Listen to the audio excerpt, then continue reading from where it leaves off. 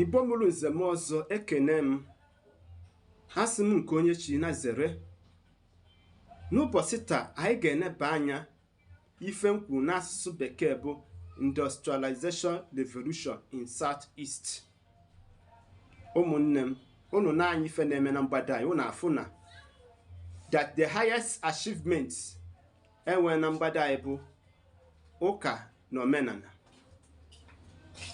N'ọnya bụ the highest achievement. So onwero onye chọziri ịbara uru, onwezikwana onye chọrọ ịgba mbọ.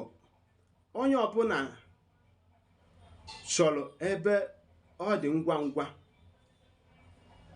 Ndị be anyị ọ gịnị na-eme? Olugo oge anyị ji eji wee mee gịnị?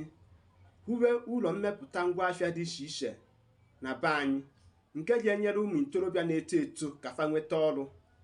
Unu na-anya ndị gụrụ akwụkwọ, ụfọdụ agụchago, fe nwetara ọrụ, fe fụrụ asambodo na-agagharị.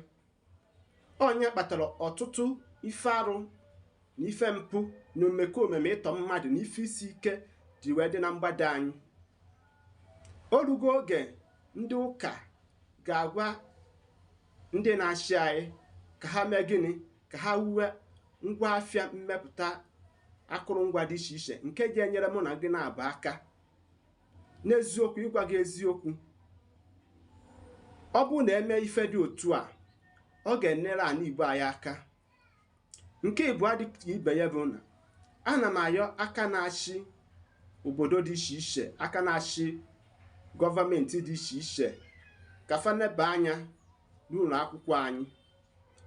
N'uche nke aka m, ọ ya kwe m na ọ bụ na fa ga-ekwe ka a tọnụọ all the primary and secondary school to technical school. Ọ ga-ekenye aka nyere ụmụnna anyị aka maka ịzụpụta ndị mmadụ n'ọdịnihu. Maka na ndị be anyị si na ọkụkọ ga-abụ oke na-esi n'eju. Maka ya bụ ife abụ na azụpụta fa ha banye na mahadum, ya bụ ife ga-adịrị fa mfe. Unu fụ ka obodo China si were eme gịnị? Si azụ ụmụ fa. Ị na-echekwa ife na-eche na ọ bụ na anyị nwa bụ ndị Africa, Nigeria depend on China, on their goods and their services. Ọ bụ na fa jụ na fa agaghị na-ebunyezi anyị ngwa afịa, ka ebe anyị ga-anọ. Ka anyị bido n'oge wee chụọ ewu ojii tupu chi a na-eji. Ka anyị bido n'oge kwụọ mmiri a oge ọ dị n'obu ọkpa. Ọ ga-enyere anyị aka imepụta ngwa afịa na amamife Chineke ji wee gọzie anyị nwabụ ndị Igbo, ga-eme ka anyị mee gịnị? Ka anyị gaa n'iru.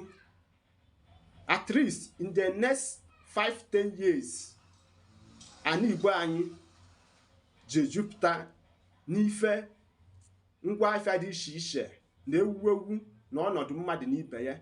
Ịfụ na mpụ na arụrụ ana ga-ebenata n'ala Igbo anyị, maka onye pụta ụla o jee ebe ọ na-arụ ọrụ maọbụ o jee n'ụlọ ọrụ ya. Ụmụnne m, achọ nke ịgwa m ebumnobi gị ya bụ ife. Ọ bụ na ya bụ ife masịrị gị, biko kaba arụ ka ị gbasara m ozi a, ka ụmụnna anyị si na ya wee mee gịnị? Mụta ọtụtụ ife dị iche iche ga-enyere ndụfe aka. Echefukwana na onye ụnụ ya na-ekwu bụ Maazi-UC. Sonyere na my YouTube page, tinye m akara subscribe ma on your notification bell anytime m mere upload, ka ị nwee ike ife ozi m. Igbo bụrụ nze m ọzọ ekene m.